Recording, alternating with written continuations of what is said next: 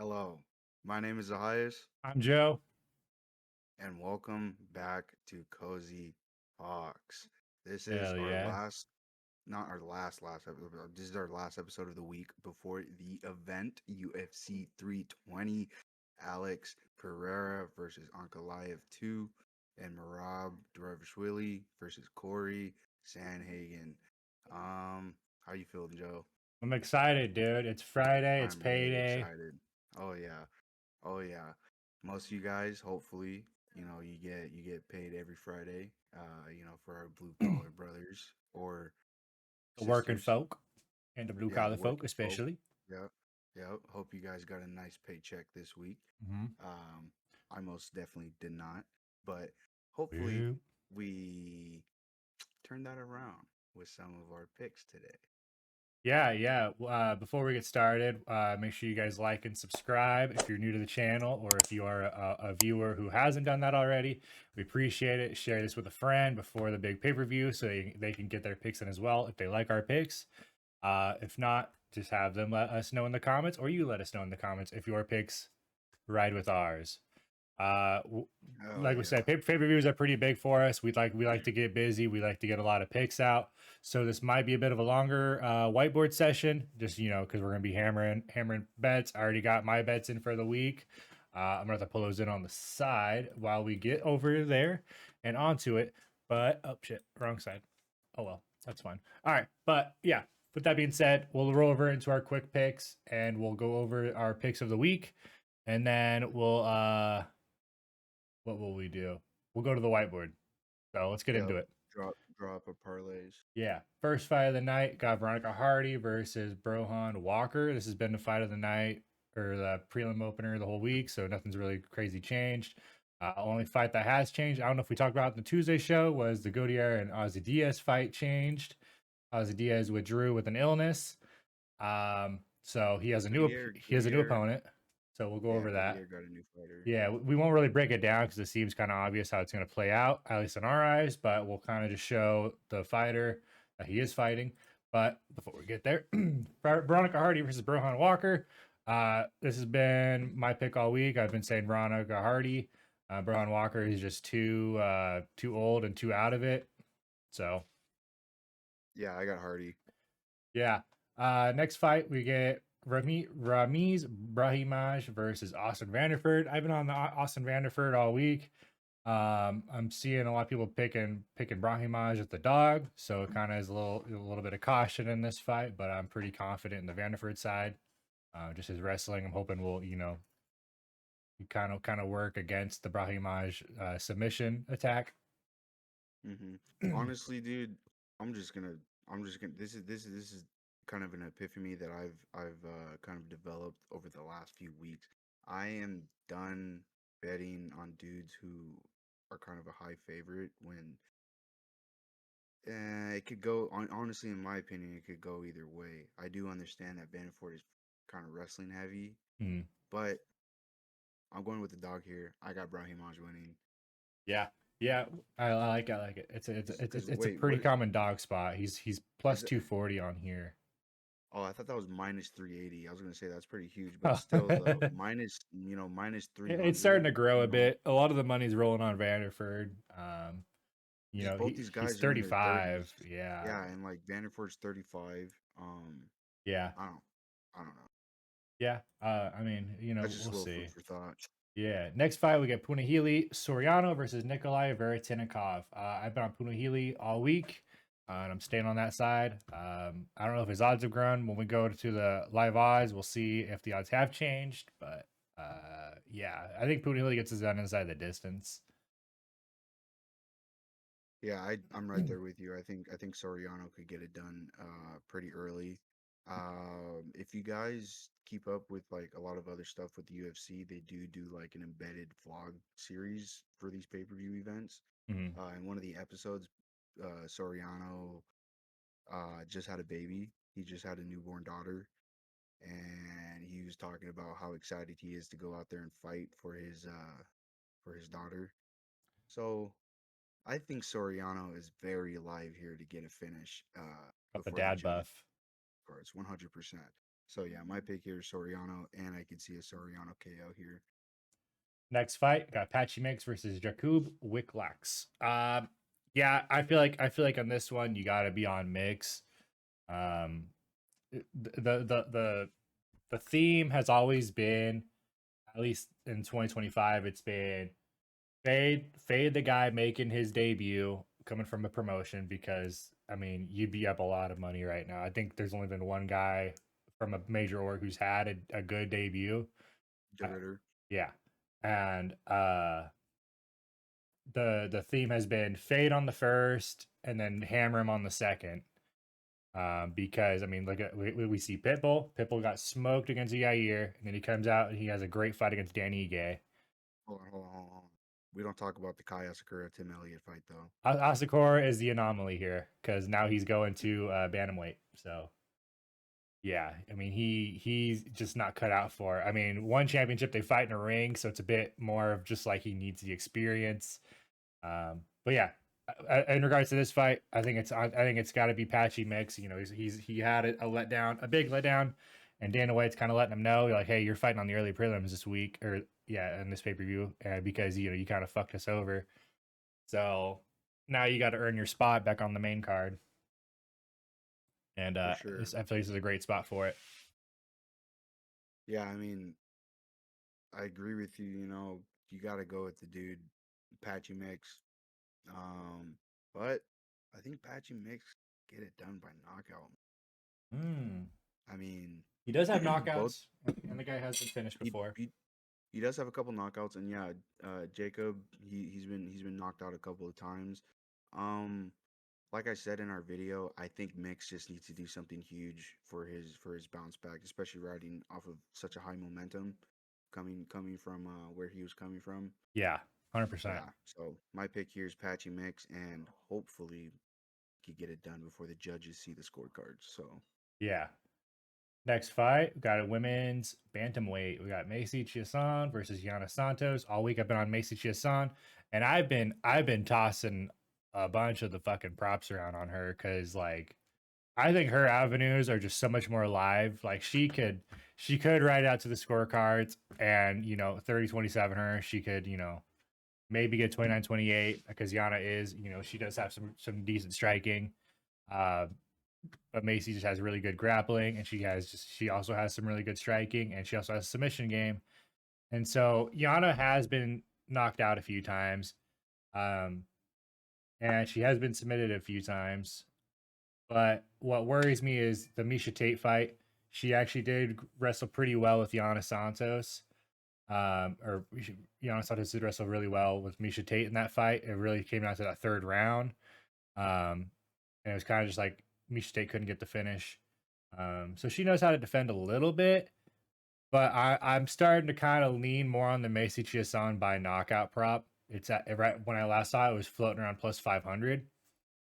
And then the sub prop was floating around like plus 450 ish. We'll go into that later.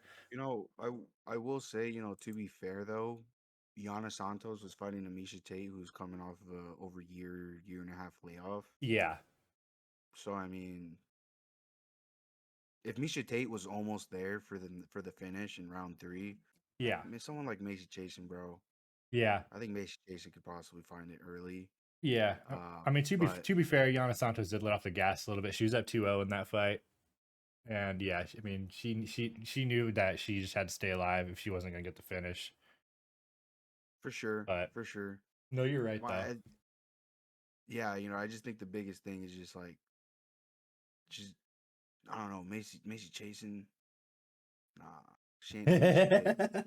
Yeah, you're Yeah, right. I mean, Who are you on? if yeah, if it's if it's not clear already, I'm right there with you, Joe. I got Macy Chasen winning here. She's been my pick all week. Um, and I really do think Macy Chasen could get a finish here. It's kind. I really hate seeing. We just saw it last week. Ranked women's fighting in the prelims. Like I mean, I'm not gonna bark up that tree again about saying how if they want to make it a big thing, they need to like give them the platform. And sitting on the Hmm. prelims isn't really the platform, I feel like.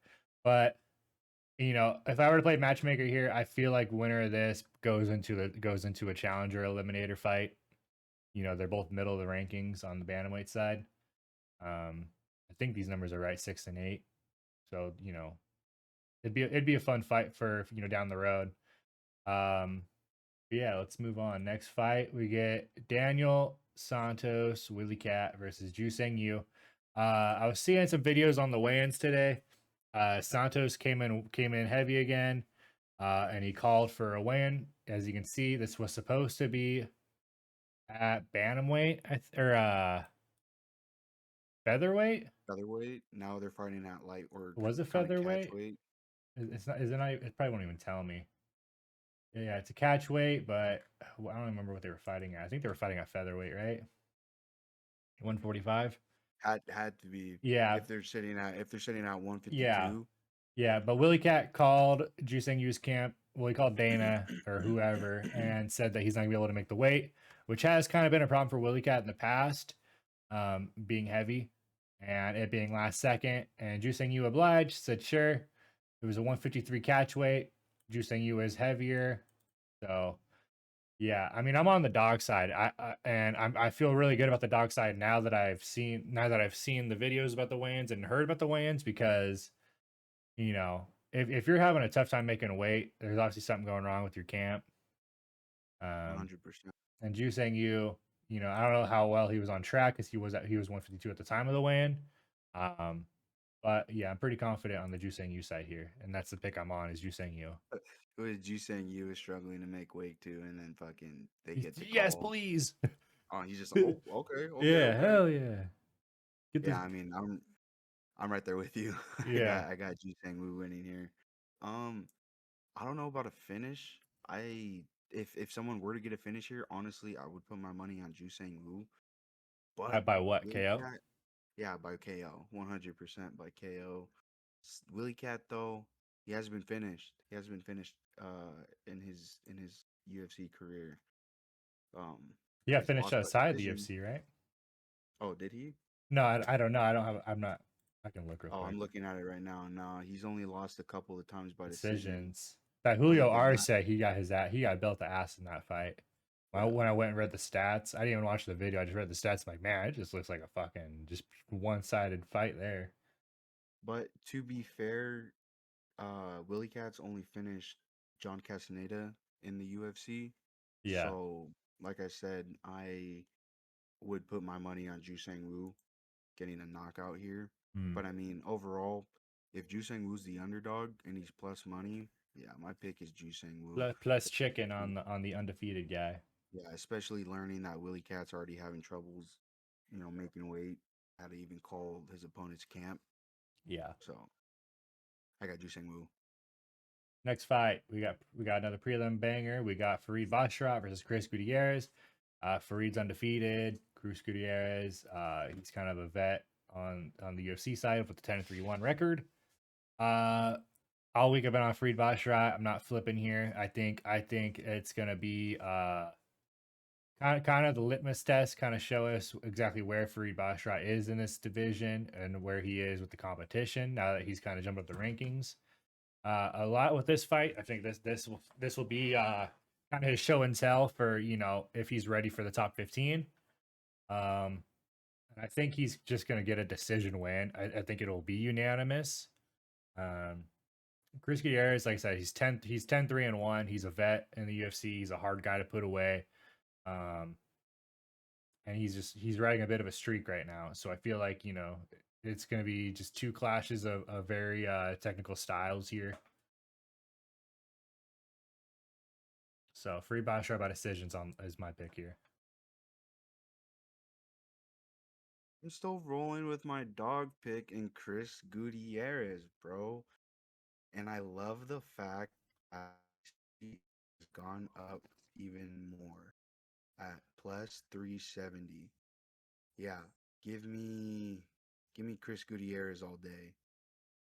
I'm not gonna go too heavy on it, but I mean, what I think still stands. I still believe that Basharat has not faced a dude with uh the amount of experience as Chris Gutierrez has, especially in the UFC as well. So I think this will be a really hard test for Basharat. Mhm. And like I was saying earlier in the video, this dude has climbed to a minus 500 favorite. I'm not taking fighters who are heavy favorites like that anymore unless you are like the fight that's later in the night, Gutierrez versus I don't know who the fuck he's Vines, fighting. Tristan Yeah, Vines. Trust and Vines. See, in a fight like that, that's like fucking I don't know, bro. In my Yeah, opinion, that's like taking candy from a little kid. yeah. Like Gutierrez, like we've seen Gutierrez go in there and just fucking destroy guys because he's just such a monster. So for him to get a short notice fight like that, yeah. But give me Chris Gutierrez, bro. All I right, just think I just think it'll be a tough fight for Basharat. right. Next fight, another one you're kind of talking about. It's heavy favor on one side, but we know the product. We know exactly how this should play out. It shouldn't play out any other way than inside the distance. Edmund Shabazian versus Andre Muniz. All week I've been on Edmund Shabazian, and I'm still on there. And the prop I've been keeping my eye on is the KO prop. The KO prop is minus like almost 200, which is kind of unfortunate. But Muniz has got the glass chin, dude. I mean, he got fucking peppered by Ikram Askarov and got put out. So it kind of tells you that that chin's probably just fucking gone. So yeah, Edmund Shabazian the pick. Yeah, and to kind of like double up on what I was just talking about, when there's cases like this, when we see dudes like Shabazian who pretty much like grew in the UFC, he's been in the UFC for a while, being only 27. Yeah, he's 8-5. Um, yeah, he has a lot of experience in the UFC. So like when it comes to a fighter like that, yeah, I gotta put I gotta go with a dude like that. Going against someone who is past their prime, 35 years old, Munez, and he's been chinned before. Mm-hmm. And Shabazian, every time we see him fight, he especially from his losses, from like GM3, he's learned a lot.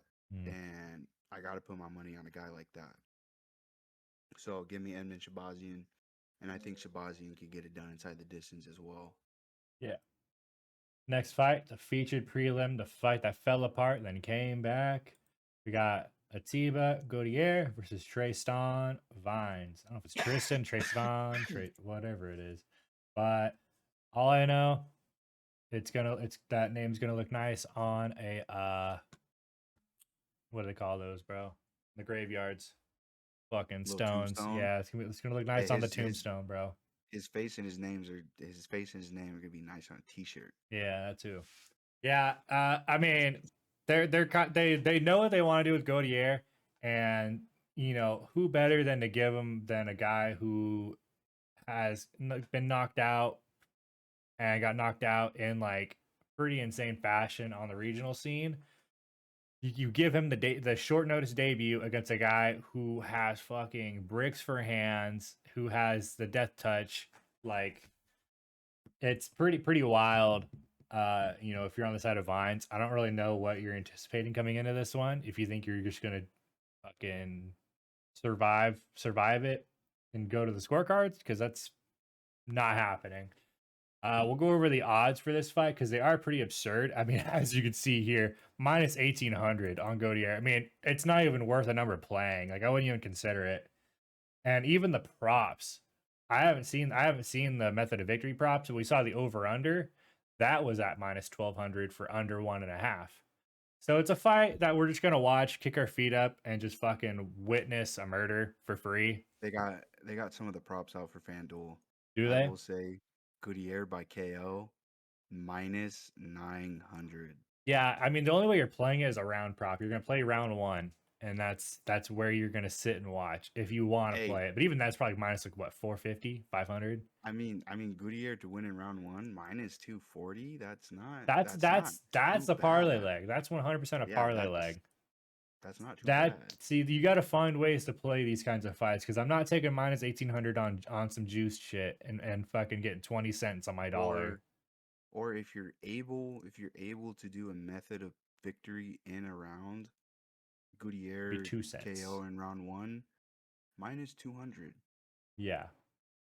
Yeah. I mean, yeah, it's pretty clear cut how this one's set up. I mean, they're definitely giving Goodyear the spotlight, and it's just it's time for him to show out and maybe call out another guy. I think he should have a call out ready coming off of this fight because he's for sure going to be getting the mic. Oh, 100%. And yeah, I'm right there with you. If that's not obvious, I got greedy. You're on Trey Ston? Are you kidding me?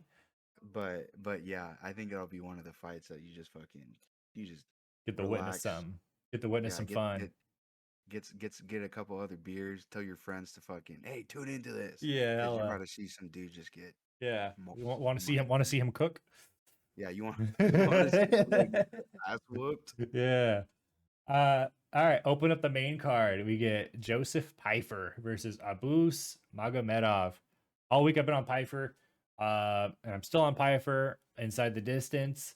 I mean, you're kind of banking on Abus still having that terrible gas tank, and even then, Pfeiffer is a guy who can get finishes around one or two. Abus does fade later into the fight. But Abus is also live for finishes on his side of it, but I just don't see that happening necessarily. If Abus wins, it'd be on the scorecards because Pfeiffer is a very technical boxer who also has some great grappling. Um, yeah, Pfeiffer inside the distance is my play here. I think he is very live for a KO come second or third. Yeah, I'm right there with you, dude. I think Piper is gonna starch a boost, and the reason why I say starch is he could have finished Gastelum, bro, and like a dude like Gastelum who cannot be finished, he almost finished Gastelum. Yeah. So I think Piper, hopefully, he's learned from that to like not just walk away from a fucking $1 million served on a golden plate, or a 50K bonus Mm. served on a golden plate. So I think Joe Pfeiffer's gonna go in there, and as soon as he sees blood in the water, he's gonna dive headfirst into it. But give me Pfeiffer by finished KO Yeah. submission. I know Buddy is just kind of a freak athlete, in Yeah. my opinion. I mean, he's a big dude, so give me Pfeiffer. Yeah, and a little bit of background on it. They tried to schedule this fight before, and word got around to Pfeiffer that they were saying that he didn't want to book it because they thought Pfeiffer was scared. So then they came back and booked it, and so I feel like this is now just a big prove it for Pfeiffer. He's like, I'm not scared of anybody. I'm gonna go out there and handle my business. And to also note one thing, in the Mexico City fight when he fought Gaslam, he was also sick. He talked about how he never wants to go back there because he ate and felt like shit. Oh, that's right. I do remember that. He's Yeah, that he posted that on like his Instagram yeah, story. yeah, He was like, I went and got a burrito and fucking that fucked my stomach up. yeah. That's So, funny. so just think if he was at full Piper strength there, Yeah, if he didn't have fucking bubble bubbles in guts, his dude. tummy. Yeah. All right, next fight on the main card, we get Josh Emmett versus Yusuf Zalal. I don't know. I mean, I've been on Yusuf Zalal, and I'm not gonna flip. I'm pretty confident on the Yusuf Zalal side here. Uh, the props kind of stank on this one as well, uh, because the submission is pretty juiced, or it's not. It's like not that great of odds. The decision is sitting around minus 200. And the KO, I haven't seen the KO prop, but I'm not gonna play a KO against Josh Emmett. That's pretty wild to me. Uh, if you want to get crazy with it, if you want to get spooky and silly, maybe later into this fight, look at live odds on Josh Emmett. KOs. I mean, I don't even know if you can snipe a method of victory, but if you want to play his money line later in the fight, you can. Uh, I think his spread's pretty live though. I think the plus 3.5 is kind of a nice spot here if this does go to a decision. I think Emmett has that gritty vet status to where he can, dog out around and win around. Uh, Yusuf Zalal, he talked about how he wants to get a finish for this fight to, get up and quick for a title shot. Uh, Getting a win over Josh Emmett, no matter how you do it, I don't think gets you anywhere in that conversation. It gets you definitely up the rankings. You'll be top 15, maybe top 10 if you get a good finish and some other things play out down the road. But you're not there yet. You're probably two more fights after the Emmett fight away from a title shot. And featherweight is a busy division, so Yeah, 100%. Um, I got Josh Emmett. I got Josh Emmett winning this. Honestly, I'm going with the underdog going with and Josh Unk. Emmett. It's Unk League, bro. And honestly, dude, like I said, I'm just a huge fan. I'm just a huge fan of Emmett. Watching the embedded series, just seeing him go about his day to day and seeing the way he trains.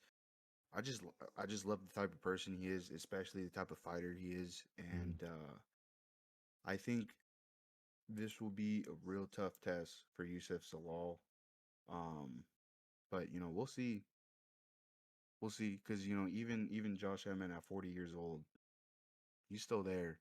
Yeah, You know, a contender, I don't know, but Josh Emmett's still here. yeah, So I got my money on Josh Emmett. I like it. Next fight. This is another banger. Another one I really would hope doesn't go the distance. I hope we see some violence. I hope we see a good finish. Uh, because it is a big fight. This fight 100%. kind of like sets up what's next for the next title challenger in this light heavyweight division. Because Carlos Olberg just starched Dominic Reyes in round one. He's riding a big win streak. I think he's up to 9. Um, and he's thinking he's next up for this title shot. This fight between Yuri and Khalil kind of cements who's next because yeah, both these guys have lost to Alex Pereira, who's fighting for the title. Um, but we've never seen an Ankalaev versus Yuri fight, and I don't think we've seen an Ankalaev versus Khalil fight. So an Olberg fight is kind of just like it's kind of up in the air because of this fight and the title fight. And we'll kind of explain a little bit later when we get down to that pick how exactly that would play out and how I think it would work. Um, but on this pick, I'm on Yuri Prohaska. I'm a big fan of both these guys, like we've said on the Tuesday show. It's kind of a tough pick, but I think Yuri is going to do enough to kind of interrupt and impede on Khalil Roundtree's like super technical Muay Thai style because of how unorthodox he is. Um, he's gonna be able to like disrupt the timings of the teeps, disrupt the timings of anything coming down the center line, because he does have pretty decent movement and he has worked more on his movement. My only worry is the legs. If they're really gonna try and chop the shit out of Yuri's legs, because that's always been his weakness. We've seen him hurt a few times where his legs have been battered and bruised. And a guy like Khalil Roundtree, he's got fucking tree trunks for legs. So I don't know. I mean, I think Yuri gets it done inside the distance though. KO for sure. Yeah, dude, I am extremely excited for this fight. I keep saying this, but if you or guys are watching the embedded series and seeing some of the vlogs, these guys have been training for like quick burst, like quick burst scenarios of just going all out for like 30 seconds. Both of these guys have been preparing for that, and I think that just means both these guys are going to go in ready for war, and they're going to be looking for that because Roundtree, coming off of the performance he just had with Jamal Hill, as dominating as it was, he wasn't, in my opinion, he wasn't really doing a whole lot, like actively looking for a finish. He was whooping his ass. He did whoop Jamal's ass, you Mm-hmm. know. But with a dude like Jerry Prohaska, where he's just kind of nonstop chaos, and a dude who lives and thrives in that chaos, in that chaotic moments where you guys are they're just swinging, you're trying to get out of it. Jerry Prohaska is just going to be right there, and Another thing too, Jerry Prohaska is coming off of a win over Jamal Hill, but Prohaska finished Hill. Prohaska looked amazing in that fight. You know, you could see Prohaska fucking improved on a lot of his striking. Uh, I, this is gonna be a war, bro. And that was a 3-round fight, wasn't it? Yeah, the Jamal Hill and Jerry Prohaska fight. Yeah, that was a Yeah, 3 round fight, yeah, and Jerry found the finish in the third round. yeah. Um, The Roundtree Jamal Hill was a 5-rounder. mhm, mhm. Yeah, this is back to a 3-rounder. So Like I said, Jerry, he is just one of those dudes who thrives in creating chaos and fighting in that chaos. And I just hope Khalil Roundtree is going to be ready for it. Honestly, I hope he's going to be ready for that because it's not going to be clean the way he fought Alex Pereira, yeah, you know, for the first couple of rounds, and then Pereira broke him down. It's going to be chaos, bro. It's going to be chaos fighting Jerry Prohaska. So I don't know what to say here on picks. I think it could go either way. I do agree you with think you. inside the distance though, or you think? Oh, 100%. I would hope this fight doesn't go the distance, but I do agree with you what you were saying in the video. I think I am going to be riding on a lot of round props Yeah, for this fight. Because like I said, I think it could go either way. But I am leaning towards a Jerry Prohaska knockout. yeah. If Roundtree wins, it would probably be if it went to a decision. Um, and he was able, to like not have his timing disrupted with his striking because he is, like I said, he has a pretty heavy Muay Thai base. He's one of the most prolific, kinds of Muay Thai fighters we have in the UFC. How he uses his style, but Yuri is just he's Chad, bro. He fights a very crazy style, but it works for him, and he knows how to use it. Uh, 100%. yeah. So let's get into our first championship fight, the bantamweight championship. We get Merab Dvalishvili. I can never say his fucking last name, bro. Dvalishvili. Dvalishvili. Yeah, versus Corey Sandhagen. Dvalishvili. Yeah, versus Corey Sandhagen.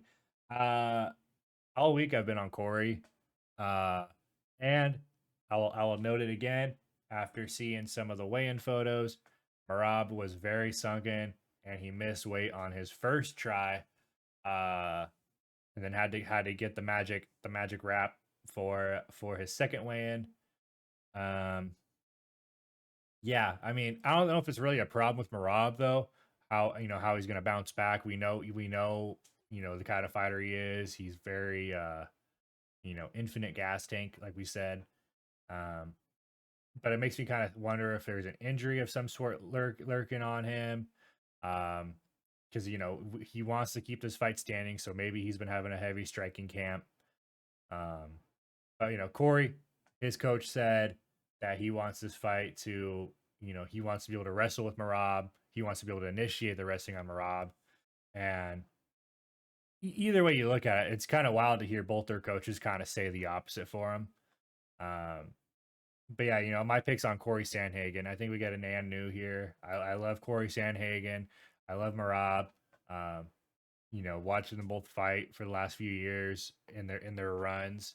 Um, Corey Sandhagen, yeah, he's had a bit of a tougher time with the wrestler styles. He's lost to TJ Dillashaw, he's lost to Aljo, he's lost to Umar Nurmagomedov, and obviously, this is the recipe for disaster if you look at it at that kind of point of view. Um, but I think Corey knows the situation at hand. He knows it's a 5-rounder. He knows he's going to be in this for the long game. He's got to just win rounds and just stay in it, stay active. So yeah, give me Corey on this, probably on the scorecards. I have a hard time seeing this thing getting finished inside the distance on either side of it. Right there with you, bro. I got Corey Sandhagen winning this. I'm a huge fan of Corey Sandhagen. Marab has grown on me though. Seeing how he is outside of the UFC and just him as a fighter in general. Marab's a dog. Yeah, Uh, but Corey though, I think Corey has a big chance here. Honestly, especially learning about that missed weight from Marab the first time. Um, I'm curious on how that affects him. Yeah, Going into fight night. Um, Corey, pretty sure he was just chilling, made weight. came in half a pound Even under. Yeah, came in half a pound under. Um, yeah, give me Corey Sandhagen winning here. I don't see a finish here either. It would be absolutely insane Fucking if we saw bonkers. if we saw Sandhagen possibly finish Marab or Marab finishing Sandhagen. I mean, it would be really crazy to see that. Yeah, for But sure. my pick here is Corey Sandhagen. I'm pulling up my thing off to the side so I can get picks ready before we go over the main event. All right, main event of the evening, folks. We got Magomed Ankalaev versus Alex Pereira. This is a rematch. When they fought the first time, Pereira won, or Ankalaev won on the scorecards. Um, and it felt like a pretty one-sided affair. The first time they fought, but Pereira also has been saying that he wasn't at his full however you want to say it. He just wasn't at his full potential. Uh, I think what he said exactly was like he was like fighting at 40%. yeah, That's what he said he felt like. yeah. And we kind of know that Pereira has a tough time even making this weight, and he has been saying that his days at this weight class are numbered, as well just fighting in general. He's 38. He's been in the game for a long time. He was a glory kickboxer before he even came over to UFC. Um, but yeah, he's done a lot in this sport, and the more I think about it, I do think that if he does win the title again, there's a good chance he might just retire because he's always going to be the guy being hunted at that point, and like we said, he's had a tough time making the weight. He didn't have a tough time this time. He came in half a pound under the 205, but he walks around almost fucking damn near 250. Um, and it's started to kind of seem a little interesting because now we're starting to see talks, not really like talks of a super fight, but starting to like see all these posts on Twitter and Instagram about like Tom Aspinall and him like talking, and like Yep. it's kind of like it's setting up to be something next for sure. But I think Oxford has to win for that to be a conversation. I think off a loss, you can't really sell it. Oh, Not as 100%. well. I would still watch even if he did fucking lose to Uncle Live. If he did want to, like, I'm done cutting the weight here. I want to just fight at my fullest and not, keep having to cut all these crazy pounds every time I fight.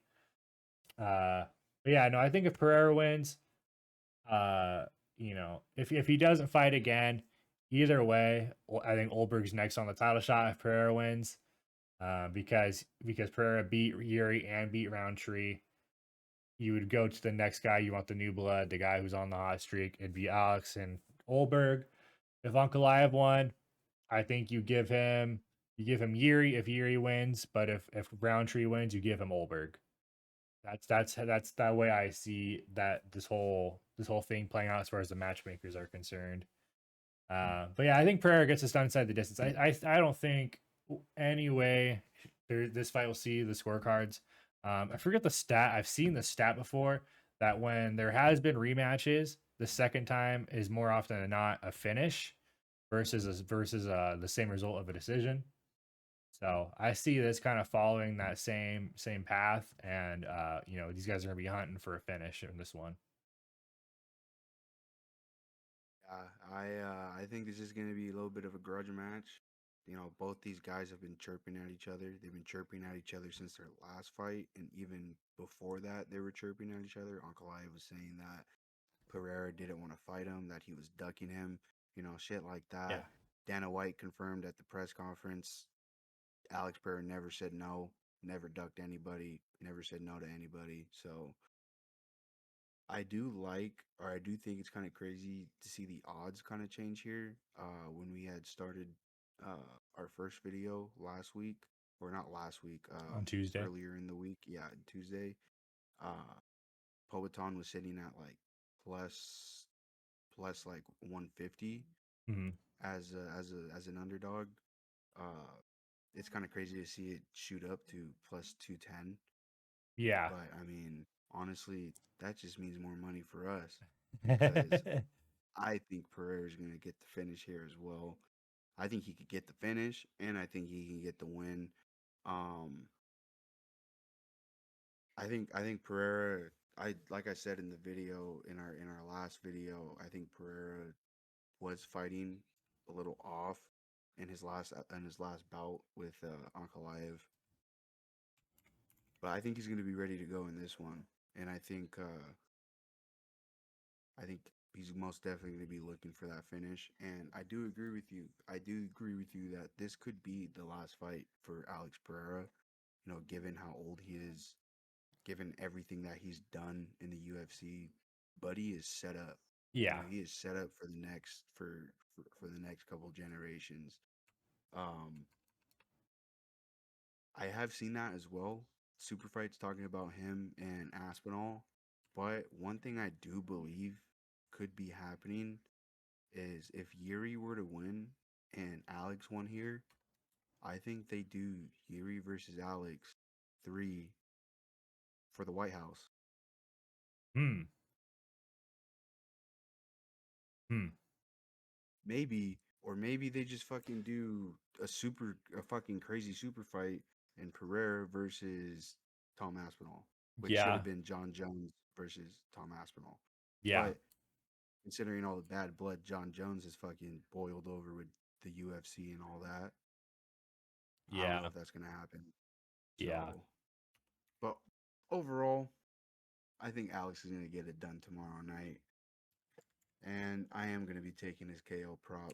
I think Pereira is gonna be hunting for Ankalaev's head, and when they faced off, Pereira told Ankalaev, he was like, I don't want to go back to the tire shop because that's one thing that Ankalaev has been saying. He's been chirping about Pereira is I'm gonna whoop him so bad he's gonna go back to work in the tire shop. Huh. That's something that Pereira used to do when he was struggling in his life for a little bit. He was a heavy drinker and he was working the tire shop. Yep, yep. So yeah, I think there's some bad blood in this fight, and I think Politan's gonna be he's gonna get his hand raised here Yeah. and new. And new. Pereira by sub. That would be insane. Uh, all right. Let's go over to the live props. I got to get to the spot. Real quickly, we'll go over some of the props we talked about here. Oh, they have split up again like last week. Fuck's They sake. do have it split up. All right. Before we get into it though, if you guys haven't already, go ahead and drop a like, leave a comment, and share this video with someone you love. Yeah, Share it with someone who has the same color shirt as you. yeah. Look up Share it. someone on Facebook with the same first name as you. Share it to someone who smells like shit. Yeah. Yo, I got a video you need to watch. All right. Let's go over this real quick. So fuck you. That's crazy. Because I was eating the pickles on the camera, huh? All right, we got the Braun Walker versus Veronica Hardy fight. We've been talking about this fight just being probably going to a decision. Veronica Hardy doesn't have a lot of finishes on her record. So fight goes to decisions minus 370. I mean, it kills down the odds quite a bit. You know, these odds have been really wide from the jump, and I think rightfully so. You know, Walker was on a bit of a layoff. Over 2.5, 430. If you want to, you know, eat into this juice a bit and just play it for like parlay pieces, that's the way I would do it. You know, either take the fight going to decision at minus 370, or take a little pressure off if you do think there might be a late finish. For whatever reason, just take the over 2.5. I'm probably just gonna be on the fight goes to a decision. I think that's what I already have in my parlay pieces that we'll talk about on the whiteboard. Yeah. Next fight, Vanderford and Ramiz Brahimaj. We were talking about moneyline pieces. You were on Brahimaj. You think Brahimaj gets this done inside the distance, or you think Brahimaj on the scorecards? Honestly, I think it could get done inside the distance. I'm honestly just gonna be riding on his money line, Yeah, but I do see Brahimaj possibly putting out Vanderford. yeah. I think Maybe. the books want to sway you toward a Vanderford's decision here. Um and it almost makes too much sense for it not to go to a decision because both these guys have been very capable of getting finishes. Vanderford obviously got his finish in his last time out against Retinikov in Seattle. Um, yeah, I mean Brian Maj very very light for a submission. All it takes is Vanderford, shooting a shot for whatever reason. I mean, like I said, he does wrestle. But will he, be offensively wrestling or defensively wrestling? That is the question. Um, because both their submission props are are sitting pretty good. They think Vanderford is going to get a KO, which I don't know. A Vanderford KO he seems like, in my opinion, like a square bet. I feel like it's too easy. We've seen Brahimaj add wrinkles to his game. Um, And so I think the Vanford decision is the right way to play this. At least for my side of it, for the Vanderford side. For the Bryamaj side, I think Bryamaj can get this done inside the distance, by sub if Vanderford does decide offensively wrestle and leave his neck out. A Bryamaj KO seems like a really long shot. Bryamaj did get a KO his last or 2 fights ago against Mickey Gall, but that's Mickey Gall, 7-6 record. Uh, yeah, I don't know. I don't really like it. The over under is pretty decent. I don't know if I would play the over under on it. I'd probably say like, round yes or no to start round 3, and then take away the half a bit, play it more on like a round number. So that's how I would play that as far as those props go. Nikolai Vertinikov versus Punahili. Punahili by Soriano by KO. We're gonna speed this up a little bit just so we can get to the parlays so we don't make this super long. Punahili by Soriano plus 140. That's the line we've been talking about. I mean, plus 140 is pretty tragic. I mean, it's still really low odds. The over under on definitely under 2.5. You can just say fight not going to a decision at minus 210. Would probably be the way I'd play it because Nikolai does have a bit of power in his hands as well. And if I didn't want to be stuck on a side of this bet, then yeah, you would just take one of those. Next fight, ladies, Macy Chiasson and Yana Santos. I've been saying Macy inside the distance. Um, fight doesn't go to a decision is plus money, which I think is pretty wild. I think she's more than capable of getting a finish here. Chiasson by TKO, it's up to 550 on FanDuel. I think I saw it. I saw it somewhere else like 500. And then the sub is almost near the same price, saying at 470, hasn't moved either. Chiasson by decision, 160. So I mean, it's women's MMA. The decision for women's MMA is always probably going to be heavier on the decision side compared to an actual finish. But I think Macy is definitely very alive. She has an opponent with a history of being finished inside the distance. So yeah. Next fight, we get Patchy Mix versus Jakub Wicklox. We're on the side of Patchy Mix here. I think Patchy Mix inside the distance is the best way to play it. Like we've talked about, this is a bounce back spot. A guy who lost on his debut. And he's a guy who has very good wrestling and very good grappling. And he probably has the better cardio than Wicklox. So a mix by submission, plus 185. Z, the TKO you talked about, plus 950. And it's only going up. It was at 900. Damn. That's crazy odds. He has had KOs before in the first round and the second round. He So does have a couple. yeah. Okay, so that is the early prelims. Let's find the rest of it real quick. Jesus. Go. All right. We get Jusang Yu versus Daniel Santos. Like I said, I'm probably just gonna play the money line on this, but we'll go over a prop real quick. The over 2.5 is plus 170 or minus 174. I do see this probably going to a decision. But if there was a finish, it'd be probably I guess as crazy it is on the side of Juseng Yu, even though Santos hasn't been finished before. A U TKO is 460, so it's good odds. It's definitely good KO odds for sure. For a guy that's 9-0 and just had a good knockout against not a great fighter in the UFC, Jika Sergi, but I think they're very good odds for sure. Especially now that it's at a catch weight, he's a little more full. Yeah, I think I might be interested in playing this. I might add another ticket later with the U, but I have U by decision. Where is that at? U by decision plus 330. He is the underdog, so his prices are going to be showing at higher odds. Whereas a Santos by decision, because like I said, that this fight will probably go to a decision, plus 165. So it's just a dog shot. I think it's a very live dog, especially being undefeated. And he has a pretty good skill set that we've seen. Next fight, Farid Basharat versus Gutierrez. It's at minus 520 now. We just saw it at minus 500. Yeah, this has been growing like crazy over the last couple weeks. It was at 360 at open. Now it's at 520. Yeah, pretty wild. I think this one's going to the scorecard regardless. So if you want to kind of cut the odds in half, if you were on the Basharat side, take a minus 260. But yeah, if you want to play specifically a method of victory, like you're on the side of Gutierrez by decision. Gutierrez by decision is plus 700.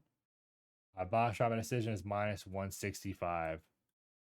So this feels like a really one-sided way to play this bet.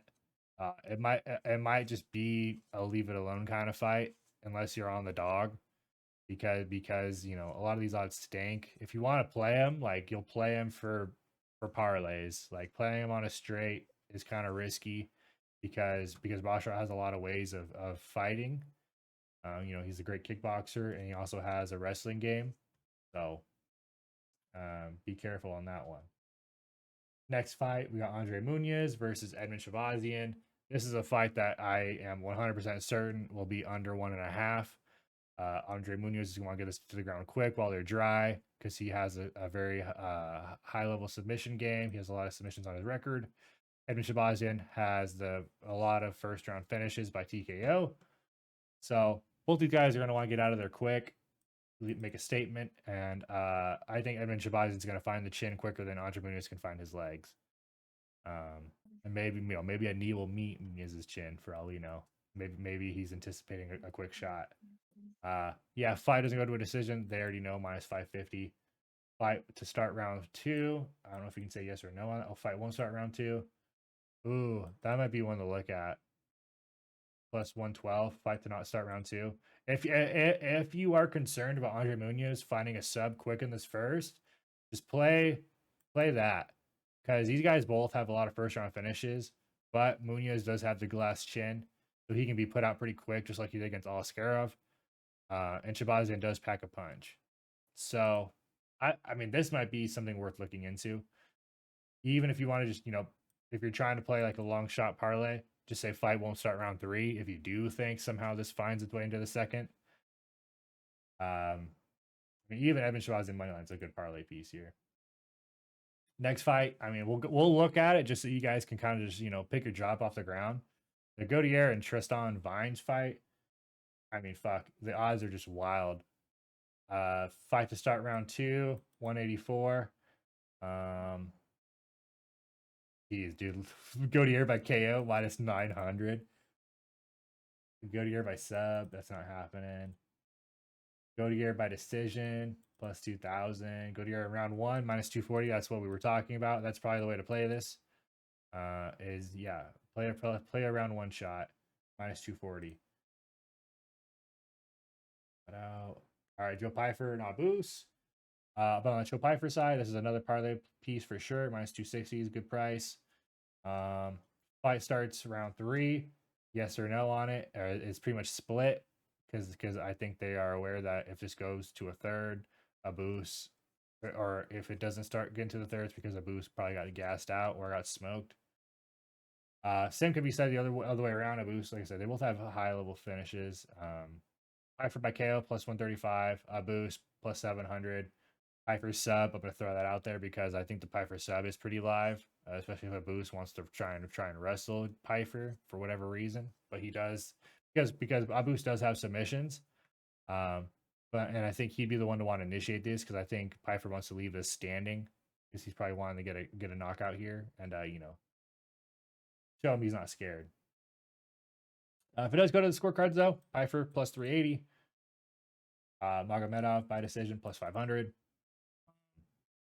Yeah, I don't know. I think this one's gonna be inside the distance. So probably just play fight not going to decision. It's probably sitting crazy odds. Let me know if I pass. It's all the way up top. Did I say that? That's it. Oh yeah, fight doesn't go to decision. Minus 235. I mean, yeah, that's probably the way to play this for sure. If you want to be on the safer side, both these guys have a lot of finishes, and that's probably the way I would play it as well. Emmett Zalal, you're on the Emmett money line plus 360. It's been growing. It was at 280 at open. It's getting wider. People are rolling the money in on Zalal. They're still heavy on the decision, as you can see in the over 2.5 minus 330. Fight going to a decision minus 260. Let's talk about some of the props for Zalal. A plus 1,000 would be crazy. I mean, like we talked about on the Tuesday show, Emmett has only been knocked out like once ever, and it was by Jeremy Stevens back in like 2018. Zalal by submission is very live. He has gotten some pretty quick rear naked chokes, as well as a triangle in his last 5. Emmett by decision plus 850. Emmett by KO plus 700.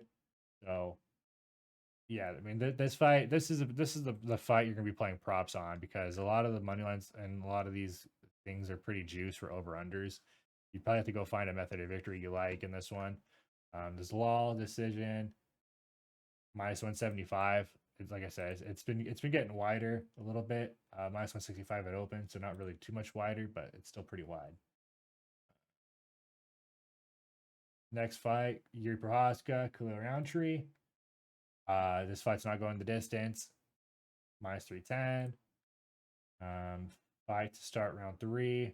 Yes or no? That might be another one to look at. I think it could start round 3. That's that plus odd. That's pretty good. But Yuri by KO plus 360. Oh wait, no, Junior. That's Khalil. Okay, Prohaska. Or wait, is that? Yeah. Okay, yeah, that's Khalil Roundtree Jr. Prohaska by KO plus 100. Prohaska by decision if for somehow we get there plus 500. Like I said, I think if it goes to the scorecards, it's probably going to be because Roundtree was able to maintain his ability to strike. So Roundtree by decision 500. So they're both at plus 500. But if you look at Yuri's record, he's only been to a decision like literally like 2 or 3 times ever in his career, I think is what it was. Yeah, it's just super unlikely. So if you play this, play it like not going to a decision and then parlay it with a few other pieces that you like. Or just flip a coin and pick a side. I'm on the Yuri side at the plus 215. I'm going to be playing his KO prop on a few things, as well as his money line. All right, first championship fight, Corey Sandhagen, Marab. Corey Sandhagen money line straight up is plus 330. It was 255 at open. This was getting wider as the fight gets closer. Fight going to a decision. I think this is the most likely outcome. Minus 340. Kind of sucks. Yeah, I don't really know how else it really goes. Sandhagen by KO. Like I said, we talked about Marab's weigh-in. He looked a little sunken. Sandhagen by KO. 8 plus 850. The body shots are very live. We saw Sandhagen kind of take advantage of that. Especially on a bad weight cut. Targeting the midsection is going to be a big piece of the game here, I think. Yeah, there's not really any other way I see that playing out. Pretty juiced. You're kind of just picking a side. If you're on the Marab side, you're probably piecing it with a couple other things because minus 450 is pretty nuts. Even Marab on the scorecards. Let's see, Marab by decision. Um, minus 195, a little better. It was 155 at open. It's getting lighter on the decision because that has been his most common method of victory in his career. All right, main event: Pereira Ankalaev. I've been on the Pereira side of this. The money's shrinking a bit. He opened as a plus 140, and then he got up as high as plus 200. Now he's down a little bit. He's still at that same price basically. Fight doesn't go to distance, minus 134. I think that's the play here. I talked about the history of rematches. Over under is set at 4.5. I think under 4.5 is obviously very live, minus 122. Let's get into the props. Ankalaev, hey, he does have power in his hands. He did hurt Alex in the second round of their championship fight. Plus 290 is his odds right now. He was at 360, so those odds are coming down a bit. People are probably buying in pretty heavy on his TKO prop. Pereira by KO plus 300, very live. Pereira by submission, holy fucking, plus 3,300. Hey, bro, all it takes is one shot, and Buddy leaves his neck hanging out there, and Buddy's gonna turn into fucking to prime Dustin Poirier jumping Gilly. It just takes one, bro. That is insane. Plus 3,300 is like crazy. We've seen a lot of these guys who like it's a very wide odd and it's like plus 1,000, plus 1,200, but like plus 3,300, they like totally just priced him out of this. That might be worth even a fucking like a sprinkle, like $5, bro. That's insane. Pereira by decision. If it did somehow go to a decision, plus 950. Ankalaev on the scorecard. If he kind of does again what he did the first fight, plus 145. Was at 140, so it's kind of stay the same. And then there's round props. We won't really go into those. Let's get over to the whiteboard and go over some bets, some of the juicy stuff.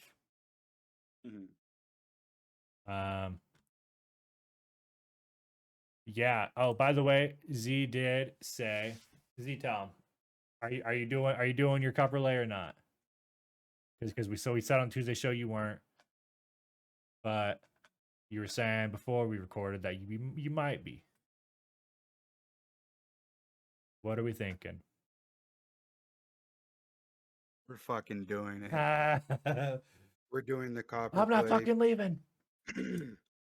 Not sure how much it is yet. You have to go down We'll find out. Do you have to go down 167 to go to the place? Or what? I'm not sure. Okay. Or yeah, no, I take 512 over there. Okay. But yeah, we'll get to that. Well, we'll say it's about $300, 300 units that we're gonna be slapping The on a big one. three-legger. Hell yeah. So, yep, we'll get into that a little later. Yeah. Yeah. Do you want to start saying some picks, or you want me to just start firing off? I'll go off right now. Go off, twin. I got. Do you have all of them ready? I got all of them ready. Okay, so, all the ones that I've written up. Okay, because I think the way I'll divide this video up is I'll just say Z's picks and then my picks. I think that's how we'll just do it going forward. Just it's gonna make editing a lot easier instead of doing the back and forth thing. So what I got for some of the early prelims is especially the first 5.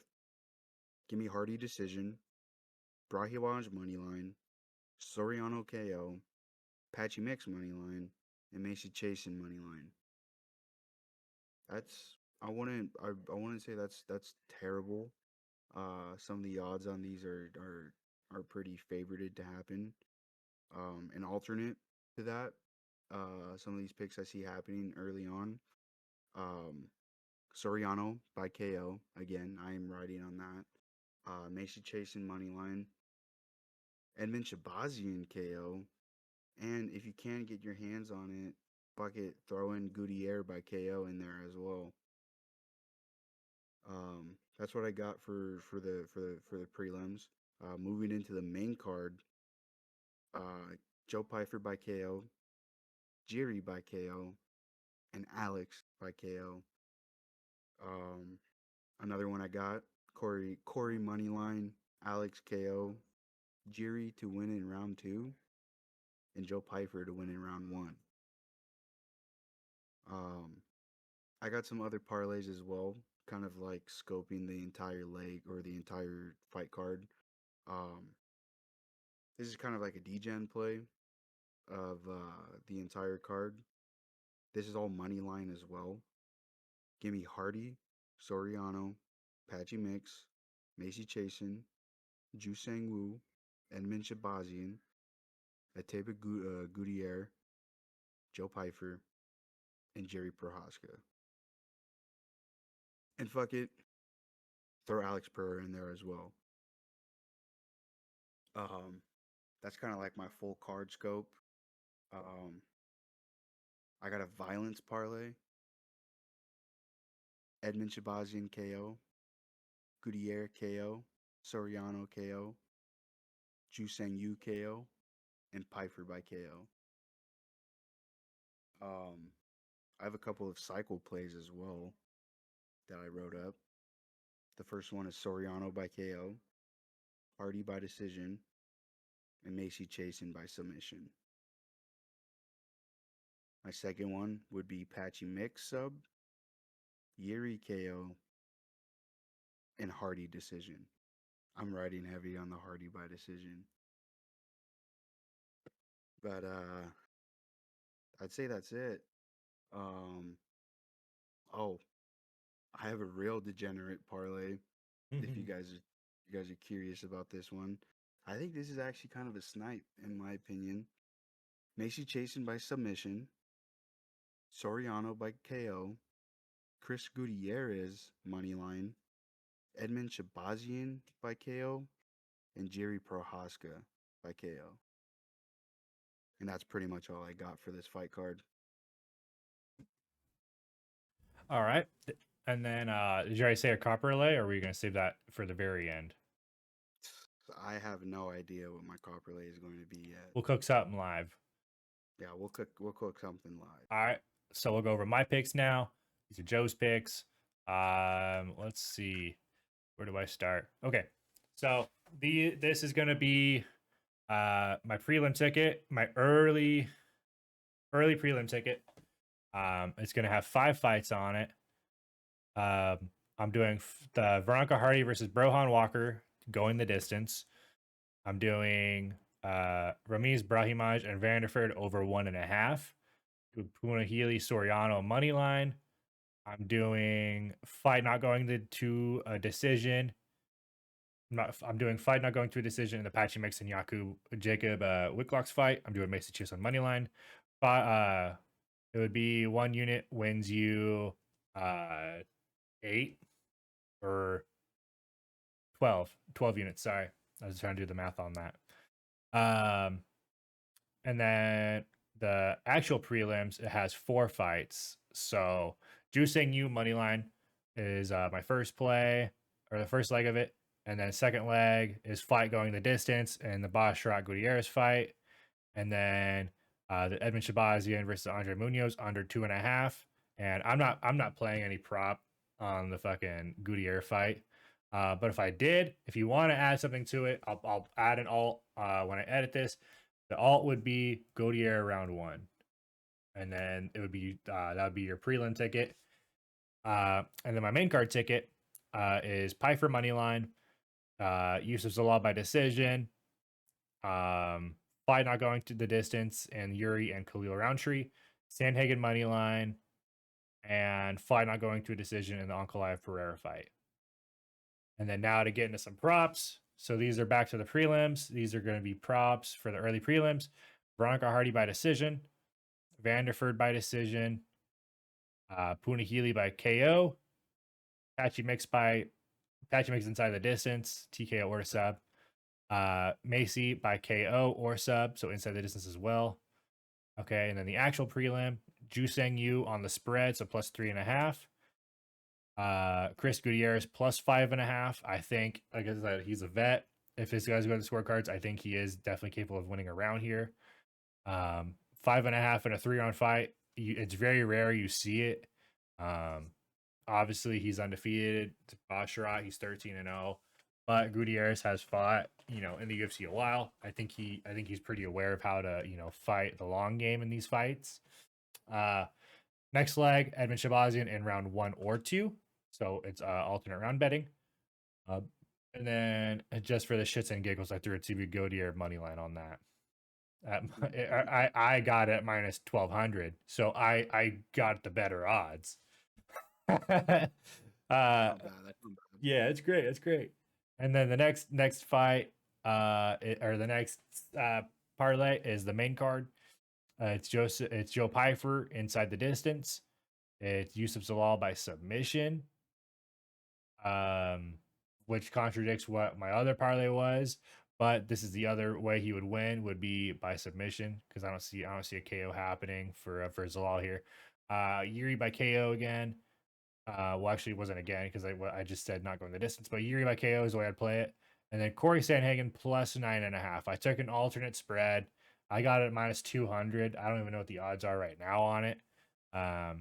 But I think if it's a decision, I think Corey is live to win a round or two. I think that's all he needs to be within those numbers.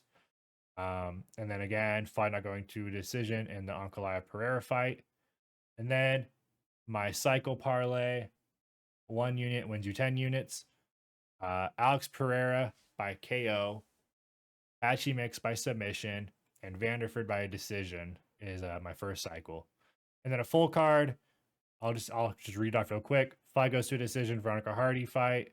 Over 1.5, Brahimaj Vanderford fight. Fight doesn't go to a decision, Punahili Soriano fight. Patchy Mix money line and the over 1.5. So it's a fight parlay. I think that's the tab you'd find it under. Macy Chiason and over 1.5. Juseng Yu plus 3.5. Gutierrez plus 5.5. Edmund Shabazian by KO. Fight doesn't go to a decision in the Boost Pfeiffer fight. Zalal by submission or decision. Fight doesn't go to the distance in the Prohaska Roundtree fight. Corey Sandhagen plus 9.5, and fight doesn't go to the decision in the Ankalaev Pereira fight. And then I took a couple underdogs that I think are pretty live. These are some of the picks that I felt were on my more low confidence side, so I just took some of those dogs. So Brahimaj moneyline, Abus moneyline, and Roundtree moneyline. I think those are probably the 3 most live dogs on this card tonight, or on Saturday, I mean. Let's see. And then another cycle. This is a cycle that I felt is also very live. It would be Juseng Yu by decision. It'd be Pfeiffer by submission, and then Roundtree by KO. And then these are all just kind of just ones I fired off. Let's see, what was this one? Oh, this is a violence parlay. Okay, so six legs. All legs that I feel are very live for knockouts. Macy Chiason by knockout. Punahili Soriano by knockout. Edmund Shabazian by knockout. Joe Pyfer by knockout. Yuri Prohaska by knockout. And Pereira by knockout. Hell yeah. And then the last one. What was this one? This is this a third cycle? What is this? I'm trying to read this because the way I wrote this down is kind of hard for me to read it.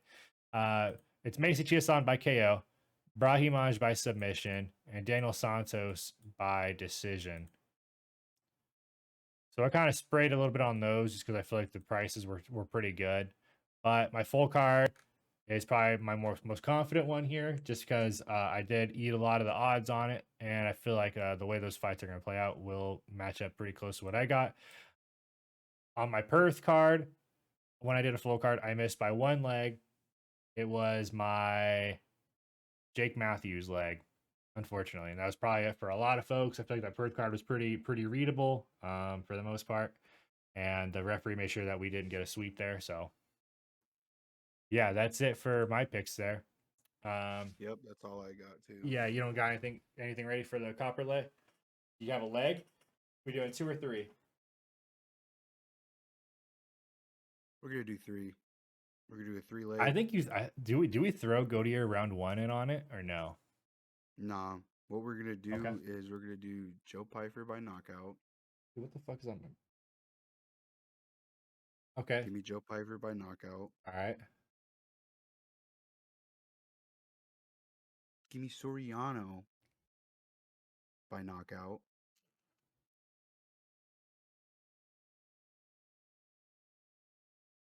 Okay. Okay. And give me Corey Sandhagen money line.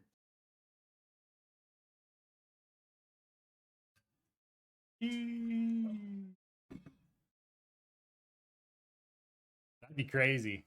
Corey Sandhagen money line on that bitch. Cinema. Sigma. I wish that, bro. I wish they had spreads. I wish they had spreads at the casino that we're going to. I'm gonna write it. Yeah, write it down. I'm gonna do it. Yep. All right. But that's it. That's it for that. I'm feeling. That's what I'm feeling for the copper lay. But yeah, that's it. That's it for our bets for our special Friday night video. All right, guys, this was another long episode. This, like I said, pay-per-views are a bit more crazy for us. It's a lot of picks to go over. It's a lot of write-ups we want to make. We want to make sure you guys are very well informed and up to speed on some of the media, as well as just any of the gossip that we read online about some of these fighters. We like to kind of come off the rails a little bit and rant about these fighters, because a lot of these fighters are pretty popular fighters. So it's gonna be a good card. My prediction for this card, if I had to say how many go to a decision versus go to a finish, I don't know. I think we maybe see a handful of fights go to a decision. I'm talking like 3 or 4 fights. I think this has potential to be a really good card. At least an 8 out of 10. If there is finishes. And I don't base those rankings on my bets. If I see a finish, I'm happy with the finish. I just want to see entertaining fights. But it is obviously a big bonus if it is alongside one of the parlays or one side of the picks. But yeah, again, guys, leave a like, leave a comment. Let us know how you're feeling about our picks this week. Let us know if there's any of the parlays you're riding with. Yeah, we appreciate you guys. With that being said, good luck tomorrow. Thank you. Enjoy. Thank you. As always. Thank you. Thank you. Thank you. Yeah, we appreciate you guys. Thank you. Thank you very much for sticking around and watching the video. Yeah. We do it for you guys. Like Joe's talked about, we do it for you guys. We do it for the love of the game. We love this sport. And hopefully you guys tail, and hopefully we all win some money. So good luck tomorrow, and we'll be watching. Hopefully you will be too. Yep. Stay cozy. Stay cozy.